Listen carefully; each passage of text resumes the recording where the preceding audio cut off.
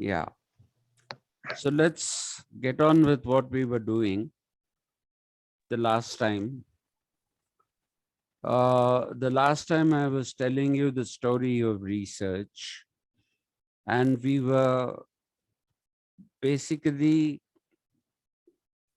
trying to understand why we use the term research rather than, say, search. Okay, because if you want to find something, normally you would search. So the question is, why? Sure, keep quiet. Why the term research?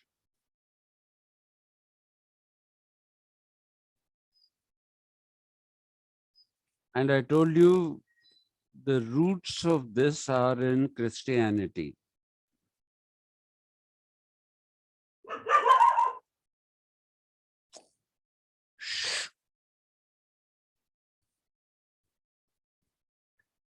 The roots of this term are in Christianity.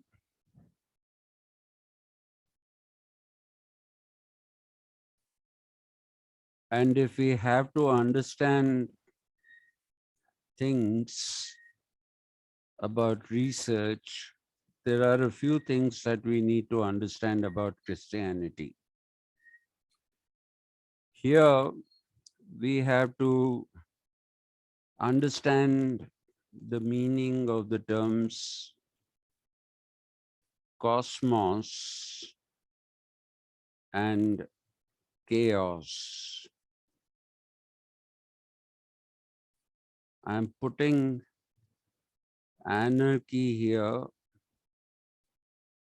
in the brackets because people associate chaos with anarchy. Now let us try to first understand what anarchy is.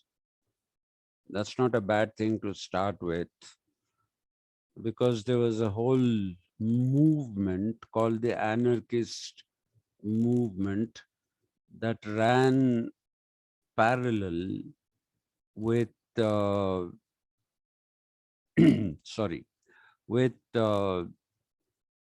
Marxism.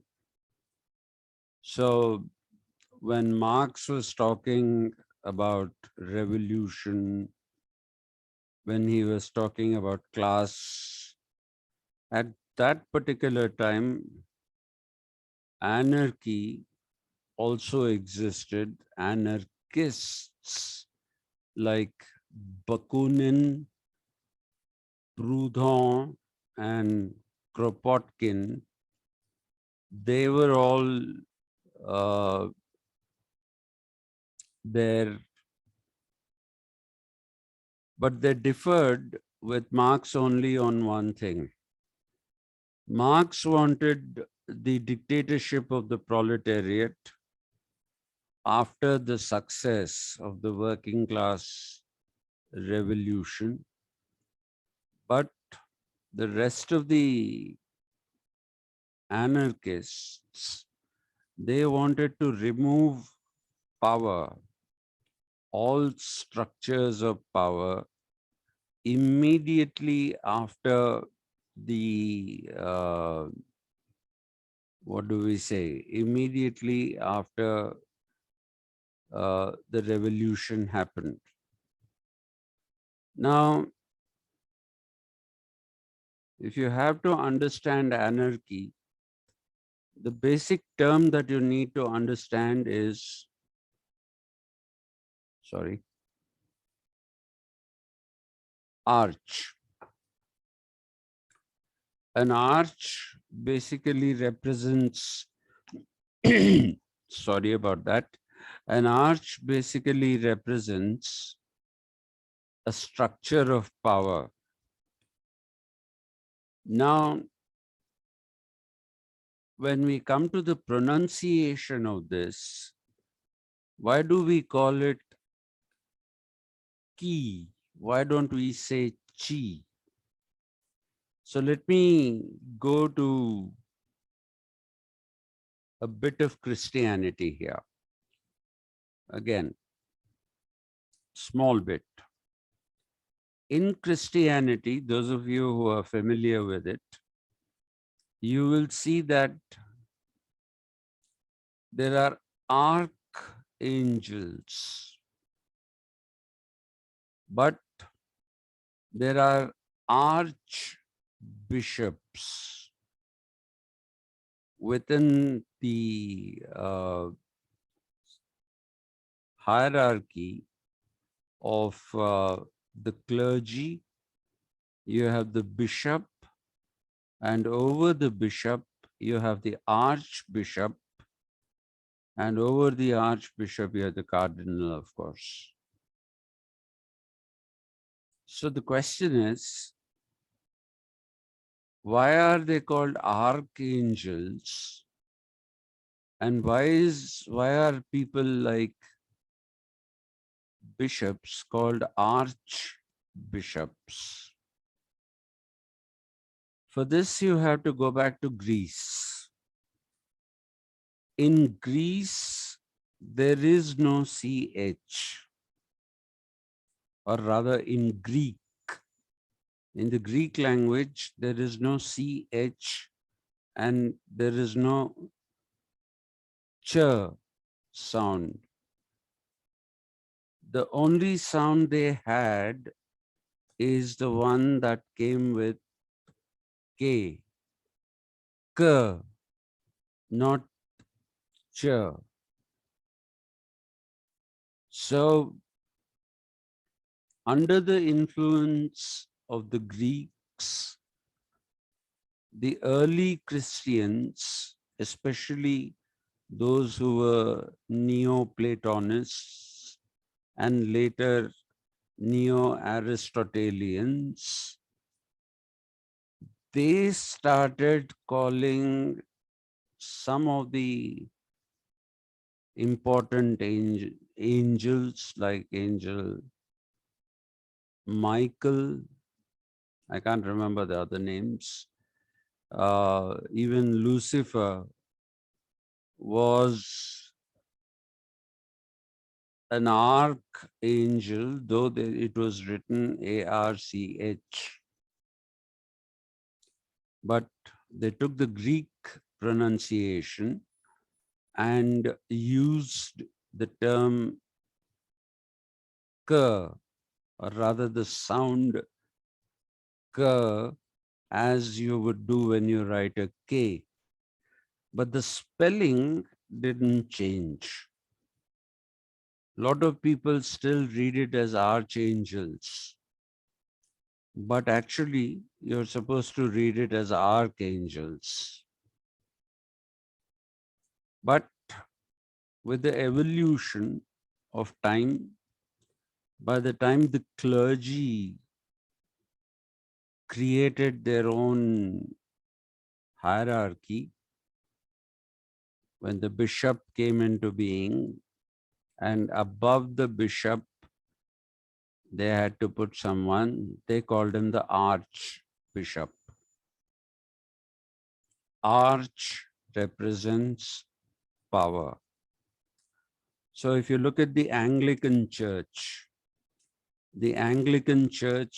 is headed by the king or the queen.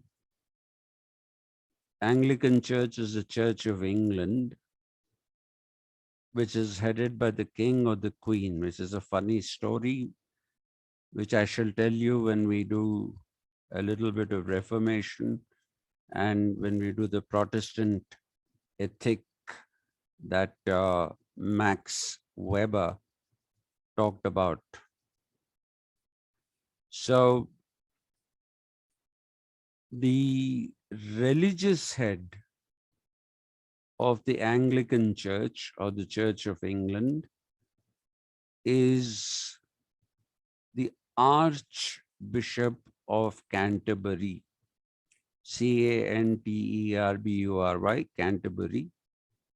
So there you see, you have the usage of the term arch.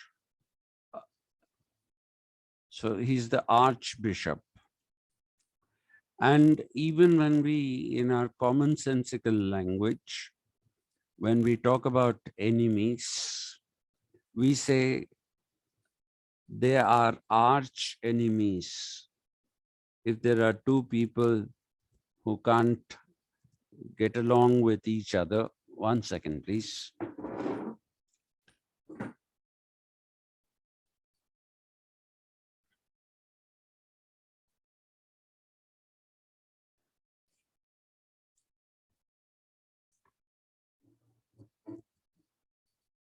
Sorry about that.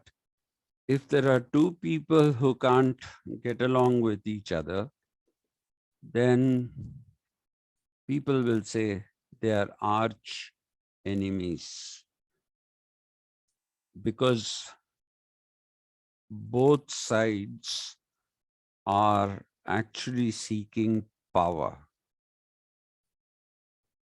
So you see, when we look at the evolution of things, these things don't happen deliberately. Most of the things that we have in front of us today are actually accidents of history. They are accidents of history in the sense that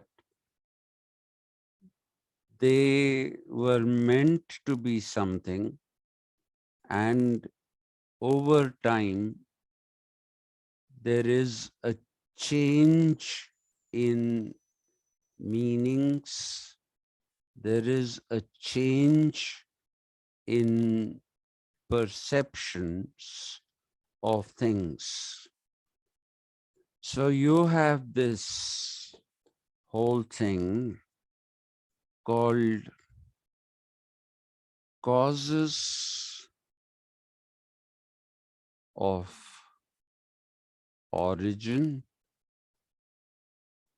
and causes of persistence. So let me jocularly give you an example about Indian universities. Take it as a joke. Don't take it too seriously. The causes of origin of universities was to provide education to people, especially Usmania University, because Hyderabad was a little backward, and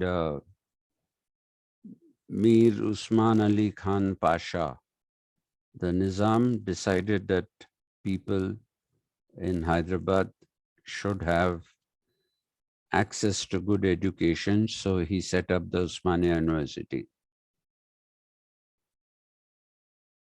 That is the cause of origin. Is that the reason why the institution persists even today? No. The cause of persistence of the university is people want employment. Nothing wrong with that. Who doesn't want employment? Who wants to live without money? Who wants to live without sustenance? So today, people come to the university not with the intention of studying alone, but also getting employed. Now, it would have been okay if they said, we want to get employed and we will get employed anywhere in the country. No. What happened is they said, this university is ours. And the other day, when some of the JRF scholars came for interviews, one particular girl came from the University of Hyderabad, which is a different university. And the head of our department took her file and said, if you are from University of Hyderabad, why did you come here? And he threw the file. I picked up the file and apologized to the girl for this rather boorish behavior. So this whole thing about Usmania for Usmanians, if you are not from Telangana, then you don't get a seat in Usmania University, especially if you're from coastal Andhra, or if you're from Andhra Pradesh now, that's a separate state. So people of Andhra Pradesh, or people who have their origins in Andhra Pradesh, please remember this. All their life they may have grown up in Hyderabad. But if they have their origins in Andhra Pradesh, then people will say these are Andhras. They should not be given admission here. So the causes of persistence have changed. It's not just education. When it started, it was just education. Anybody, everybody who wanted to get educated could come to the university and get educated. But the causes of persistence are now completely different. Telangana, Usmania for Usmanians. If you look at the faculties have been employed on these grounds, Telangana and Usmania for Usmanians. As a result of which, you can see how good the faculties are. I'm not going to comment upon that. It's a bit of a shame. So there are reasons or causes why something comes into being, which is the causes of origin, and causes of persistence. The institution persists, but it persists for different reasons. These reasons are very different from the reasons for which the institution came into being in the first place. That logic can simply be used in the context of the church as well. It is not something that we need to say is, we have to use this only in the context of educational institutions like universities. No, the church also has this causes of origin and causes of persistence.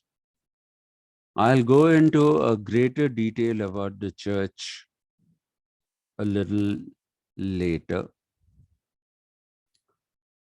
but let us now try to understand what an anarchy is, which I told you. An arch represents power. Monarchy is one single source of power. Okay? Monarchy is a single source of power. Oligarchy is when you have a group of people who are in power, who are ruling, which is what is happening in this country today. We are creating oligarchs. How? The Modi government, for instance, has its favorites. Anil Ambani, whose group was called Anil Dhirubhai Ambani Group, ADAG.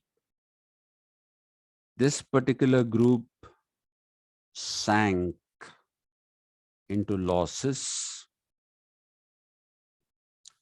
but because of the fact that they are from Gujarat, the Prime Minister is from Gujarat, and he has taken favors from the family in the past. What does the Prime Minister do?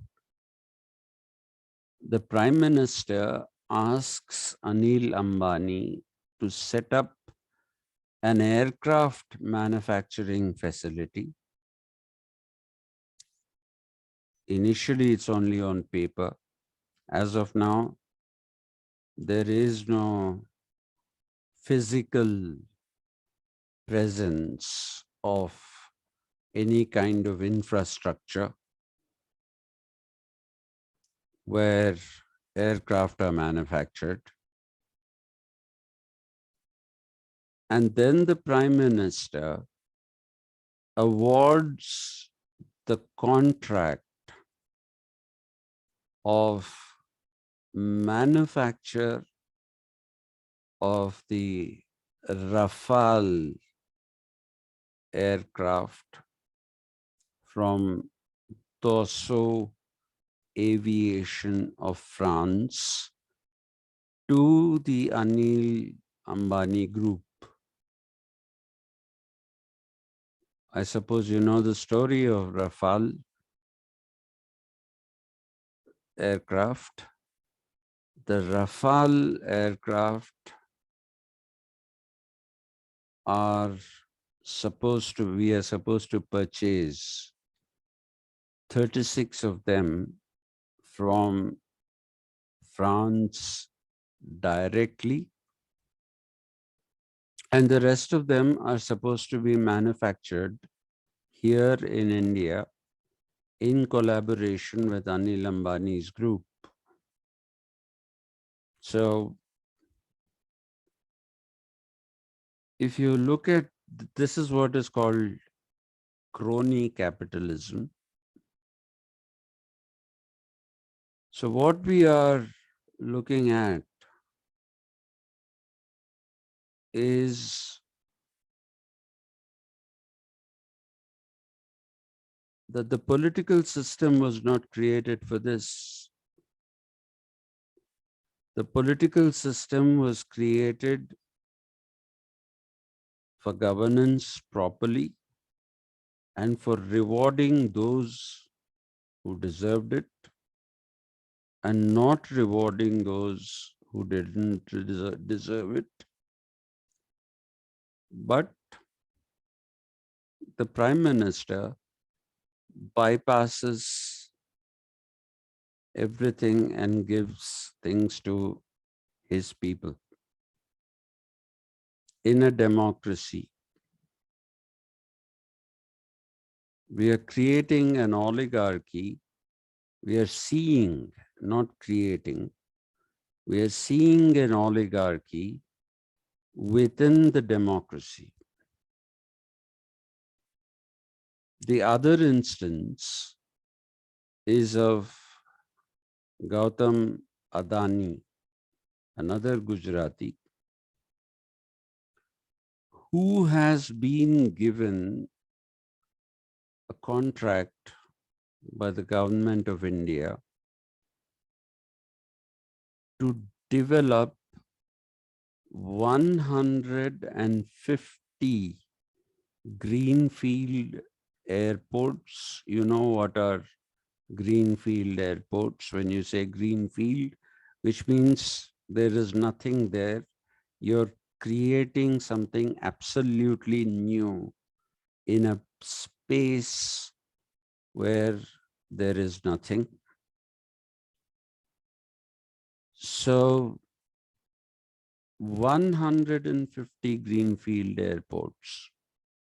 Most of them are small airports, inexpensive ones, but nevertheless, they have all been given to one person, Gautam Adani,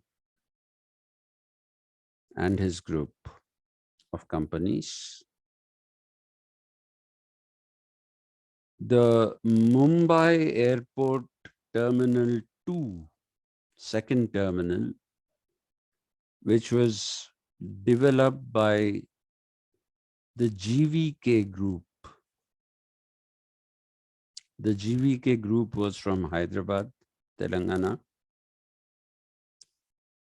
They have been removed for whatever reasons, and that has been given to Gautam Adani. And if you look at the farmers' agitation, which lasted one full year and which has finally come to an end, is because there was an attempt to create oligarchy even in farming. I cannot go into the details of how that was going to be an oligarchy. But again, people like Mukesh Ambani, they would have benefited if those three farm laws which the BJP passed had not been repealed. That is why the farmers fought like tigers and got them repealed.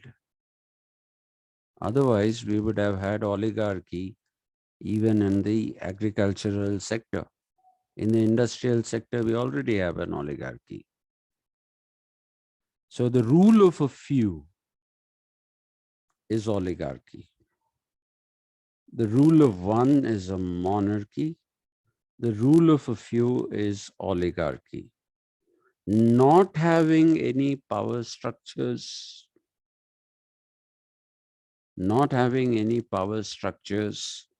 having complete equality is anarchy. Anarchy is no arch.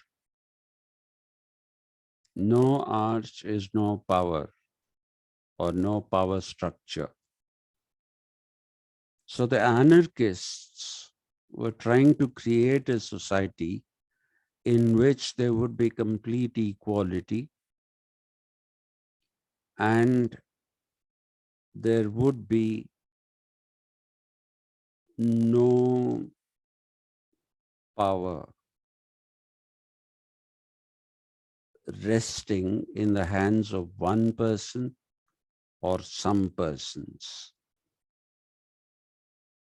So that's why they called it anarchy.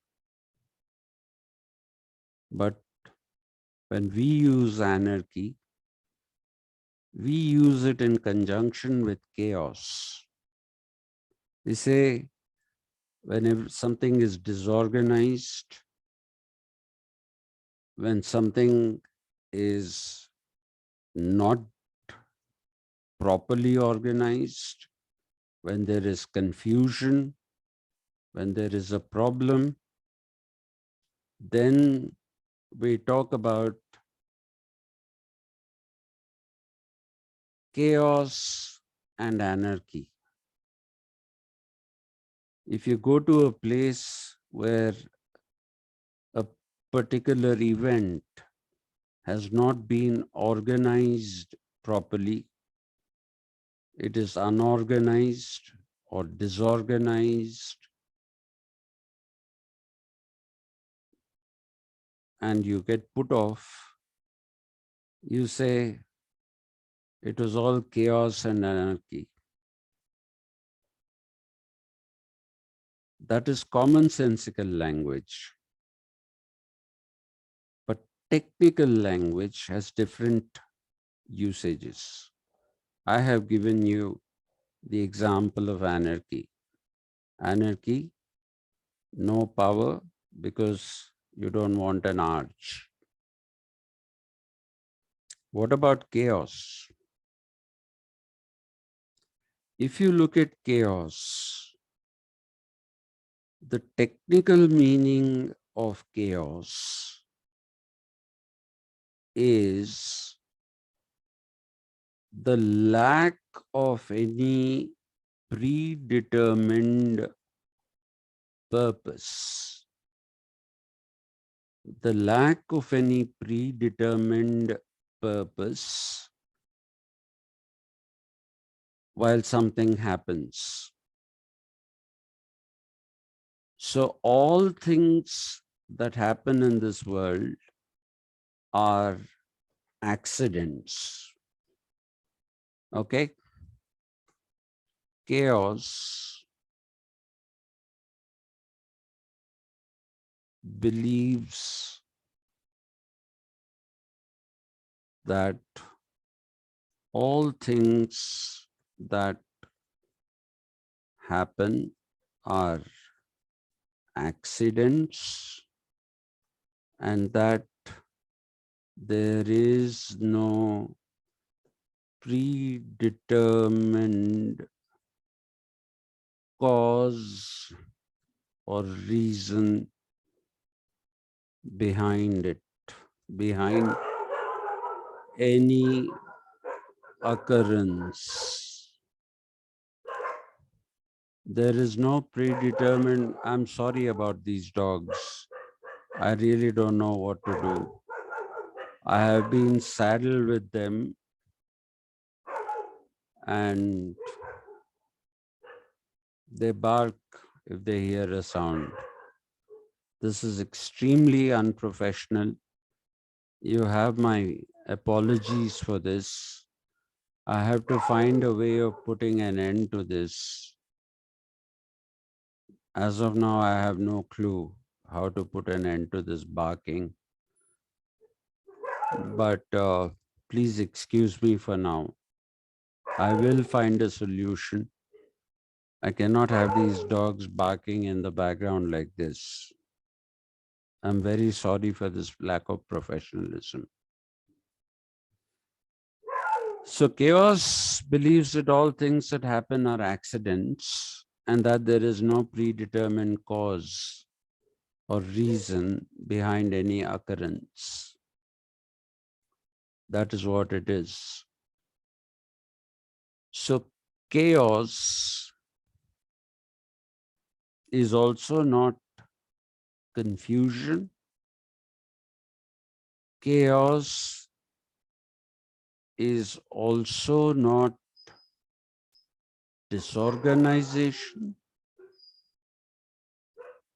Chaos is not the absence of proper reason.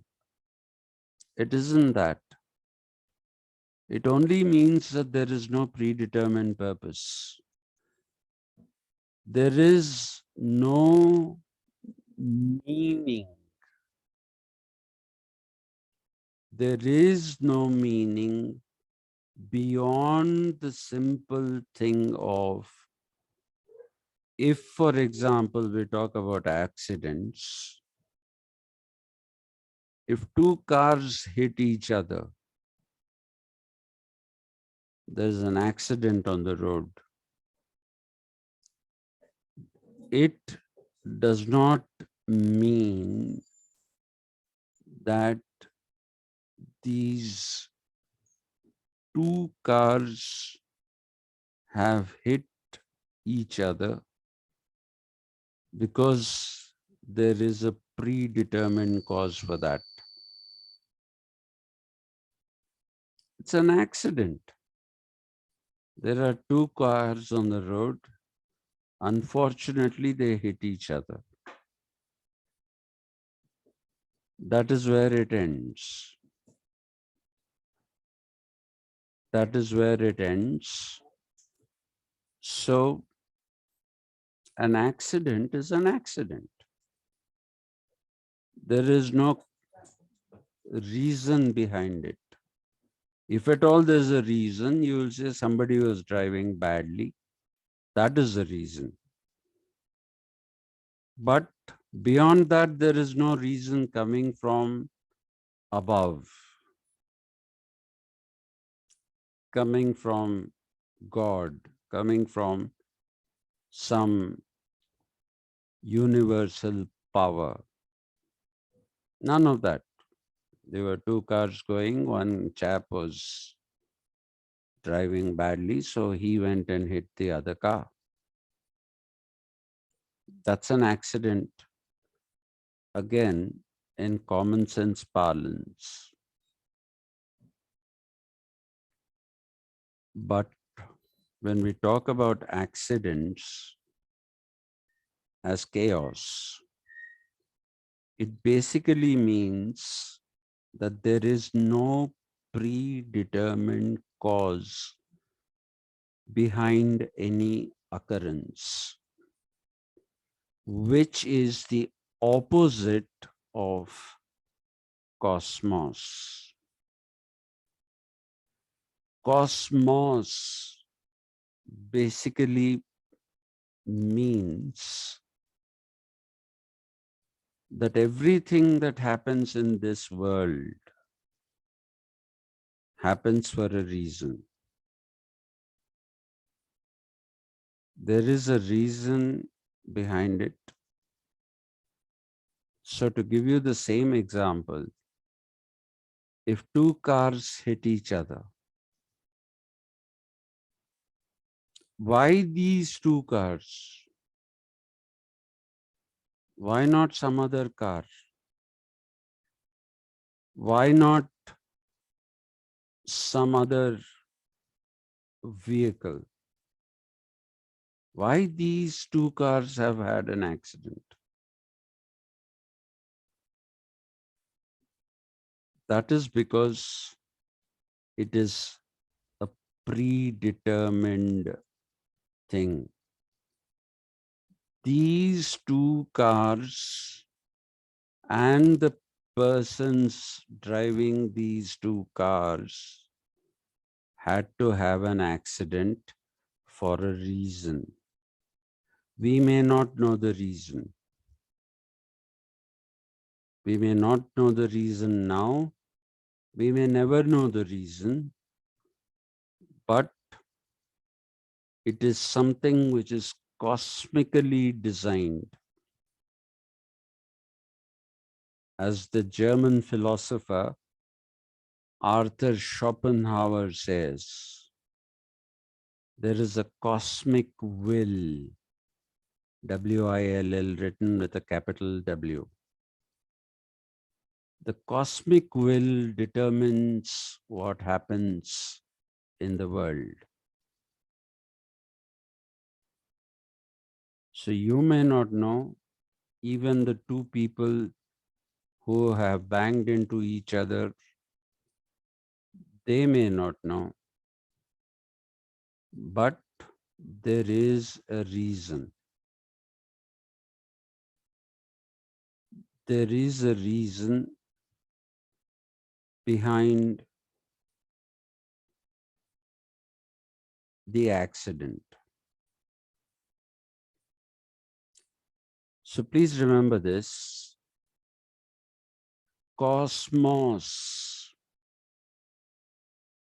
is universal. It includes the entire universe. It includes the entire universe, and it basically means that anything that happens in this universe happens for a reason. Nothing happens accidentally. So let me give you an example. Maria Jose Gomez Arrieta has come all the way from South America, Venezuela, right, Maria? Yes, right. She's come all the way from Venezuela to be my student, the student of AV Satish Chandra. I am her supervisor. If you believe in the cosmos, then you would say, this happened for a reason. Are there no universities in Venezuela? There are many universities in Venezuela. Yes. Is India the only country where Maria could have come? Is Usmania University the only university that she could have come? No. She could possibly have gone to Columbia University. She could possibly have gone to Harvard University. But Maria came to Hyderabad to study under AV Satish Chandra as a supervisor. And this basically means that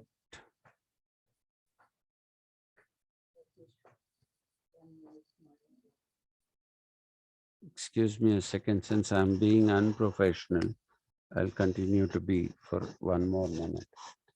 Hello. Yeah.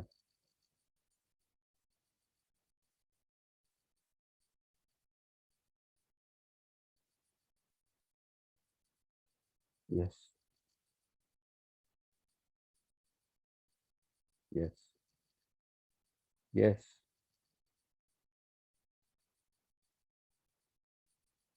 Okay, we'll manage. Yeah. Bye.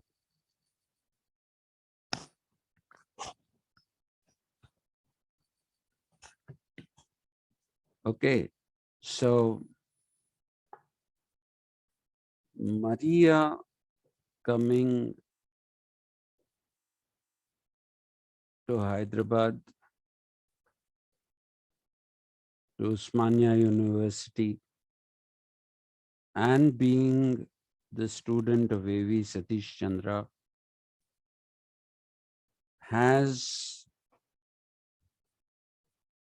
a cosmic reason which probably neither Maria nor me understand. Neither Maria nor me understand this particular thing as of now. Maybe never. So that is a cosmos. I have another class after this. They have entered the waiting room. Sharath, you are coming from regularly from to class, right? Yes, sir. Yes, sir. Every day. Yes, sir. Maria, you are coming. Yes. Yes, sir. Navina, will you be coming?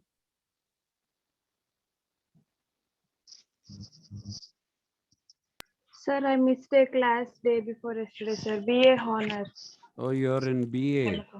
Okay, Yes, the sir. BA class will start now. This is the PhD class. Okay, for the PhD class, if the two of you come, I'll take it every day. Okay? Okay, Yes, sir. okay. Yes, sir. Okay. Thank you. So I'll see you tomorrow. Let me start the other Sure, class. So sure. I'll end this class now. We'll continue tomorrow. Okay, sure. Thank Okay. you. Thank you. Okay.